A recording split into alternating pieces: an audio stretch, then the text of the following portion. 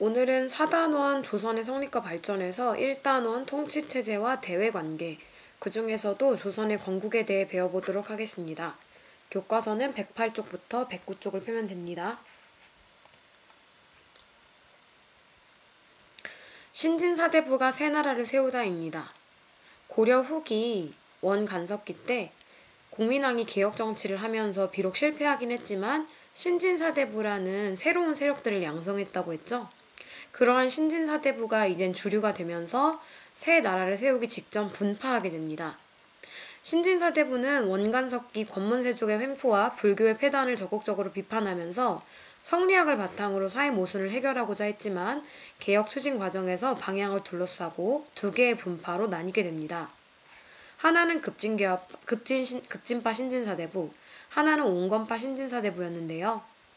먼저 여러분들이 잘 알고 있는 정도전, 즉 조선을 개창하는 세력이죠. 정도전과 조준 등의 급진파 신진사대부는 불교의 폐단을 강력하게 비판하고 보다 과감한 개혁을 추구하면서 왕조를 교체하는 것까지도 불사한다라는 입장이었습니다.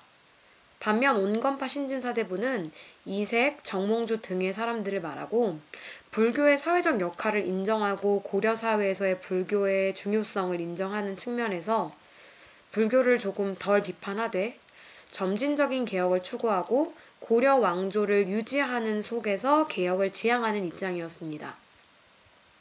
조선의 건국 과정을 살펴보면 먼저 이성계가 정권을 잡고 과전법을 시행을 하게 되는데요. 1391년의 과전법은 여러 가지 의미가 있습니다. 첫 번째로는 권문세족의 경제적 기반을 약화시킨다라는 측면, 그리고 자신들의 그런 이성계를 지원하는 세력들에게 토지를 수여하면서 지지층을 확보하고 토지제도를 정비하고 국가재정을 확보한다라는 측면이 있습니다. 이후 정몽주 등 온건파 신진사대부들을 제거하고 급진파 신진사대부들이 이성계를 왕으로 추대하는 형식으로 조선이 건국되게 됩니다. 조선이라는 국호는 고조선을 계승한다는 의미였습니다. 1392년에 건국이 됩니다. 국호를 조선으로 정하고 수도를 한양으로 옮기다입니다. 조선이라는 나라를 세웠을 때까지만 해도 사실 수도가 개경이었거든요. 그렇다면 개경에 살고 있는 사람들 입장에서는 나라 이름만 바뀌었을 뿐 크게 달라진 것은 없다라고 느끼겠죠. 그래서 새로운 곳으로 천도할 필요를 느꼈던 조선은 1394년, 즉 2년 뒤에 한양이라는 새 수도로 천도하게 됩니다. 수도를 개경해서 한양으로 천도한 조선은 사실 한양으로 천도한 이유가 있었는데요. 풍수지리설에 따라서 명당으로 꼽히던 한양은 나라의 중앙에 위치하고 한강이 흐르고 있어 교통이 굉장히 편리한 지역이었습니다. 또한 한양의 도성 일대를 보면 오늘날의 청와대 있는 지역이죠. 그 지역을 보면 주변이 산으로 둘러싸여 있어 외적의 방어에도 유리했기 때문에 정말 수도적인 조건, 수도의 조건으로서는 굉장히 탁월한 곳이었습니다. 그래서 그 내부에 있는 도성을 정비를 하게 되는데 한양의 경복궁, 종묘, 사직, 관아, 시전 등의 주요 건물을 유교 사상에 따라 배치하고 각 건물의 이름도 유교 경전에서 주로 따오게 됩니다. 그래서 흥인지문, 동대문이죠. 흥인지문에는 인자가 들어가고 그리고 서대문인 도내문에는 의자가 들어가요.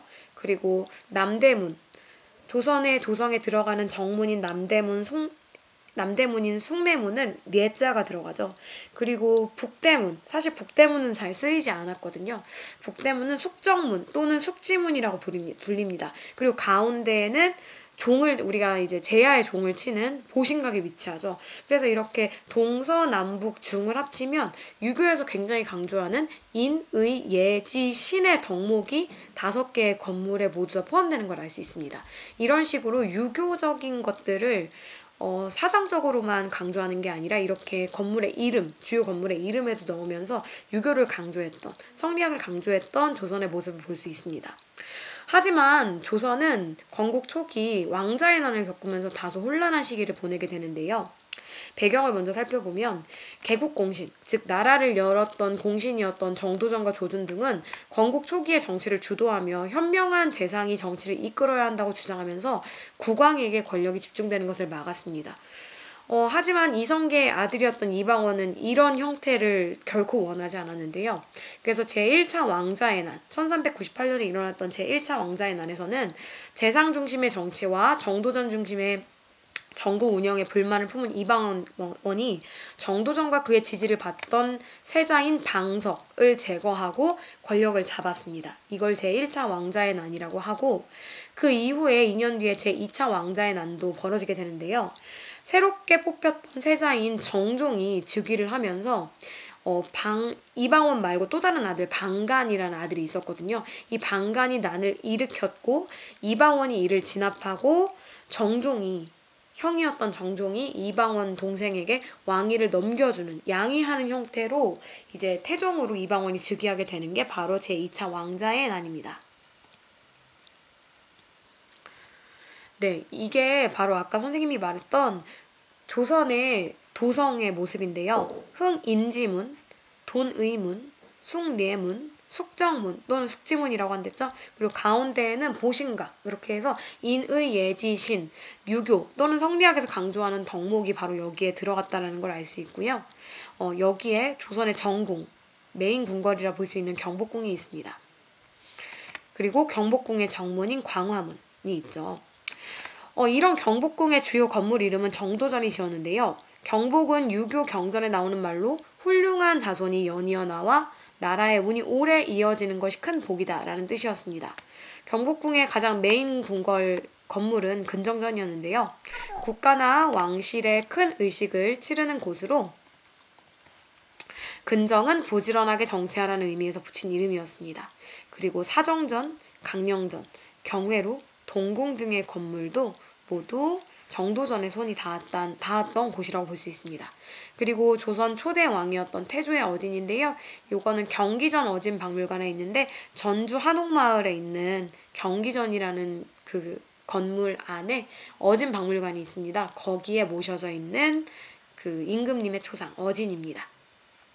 오늘은 여기까지 하겠습니다.